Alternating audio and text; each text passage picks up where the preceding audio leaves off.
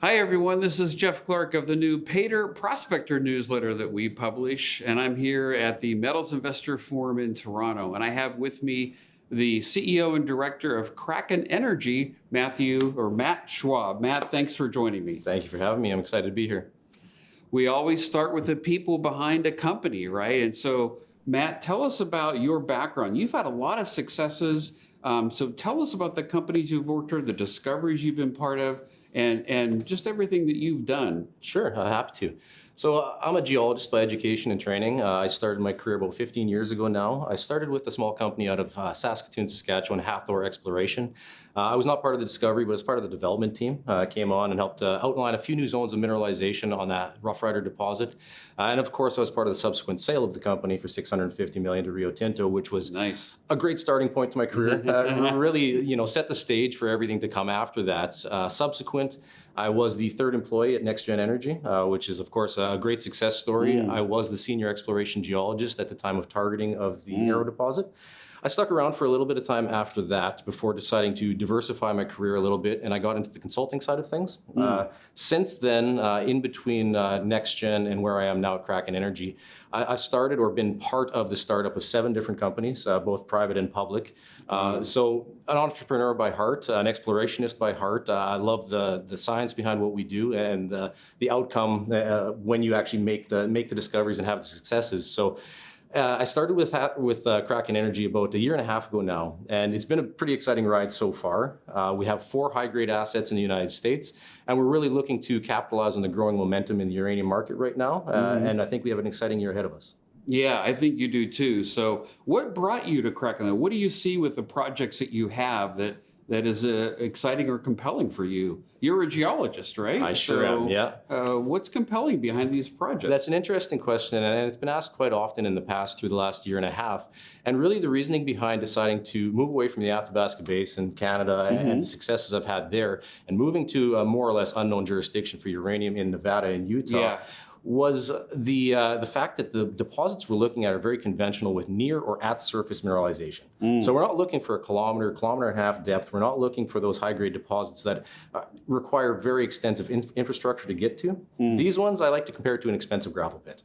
Right? So we're seeing high grades, average historic mining grades of up to 0.25%, surface samples up to 6% U3O8, which is very encouraging. And knowing that is easily accessible near and at surface definitely leads to a greater pathway to bringing these into production at a sooner time.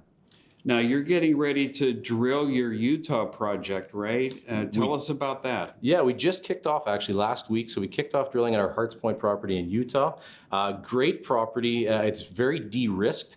It is technically a blind exploration target, but on the property we have 3 historic oil wells that show off-scale radioactivity through the entirety of the thickness of the formation of interest. Beyond that, just to the west of the property through the canyon, the formation we're looking at, the Shinley Sandstone, is actually exposed at the bottom of the canyon. I had the pleasure to go out there last summer, and it's so crazy that you can just walk up to the bottom of the canyon wall with a scintillometer and screaming at 40,000 counts per second. Wow. So between the fact that it's exposed in the canyon less than a kilometer away, we have those 3 historic oil wells that show off-scale radioactivity. I'm very excited that we're back there. We recommenced drilling a week ago. We just hit core point last night. So I'm really looking forward to, in the next week or 2 here, having some very good news to release to the market. Ooh, that sounds exciting. How big is that program? Initially, it's quite small. We're just looking to twin those historic oil wells first. Okay. So, up to 1,500 meters to start is what we're looking at. And then based on the results, we can expand the program from there and then really start exploring the property. Gotcha. And then meanwhile, over in Nevada, tell us about that project. So it's been a long process to get the permits in place for our original flagship, the Apex property. But we did receive, again, coincidentally last night, news from the U.S. Forest Service that we finally have the specifics and the parameters for the last survey required to get our permit in place for Q2 of this year. So now we really do have line of sight on that drilling permit around the original Apex mine, which I think a lot of shareholders have been waiting for since the formation of the company. So really looking forward to getting out there early summer this year to start drilling off Apex properly. Okay. And how big will that program be? I think initially we're looking at 15 holes around, again, the original Apex mine, where we have grades of up to 1.3% over 3 meters, 0.5% over 15 meters. So there is a non-compliant resource on the property already, and our initial focus will be to bring that into a more compliant state and use that kind of as a baseline for advanced exploration across the property.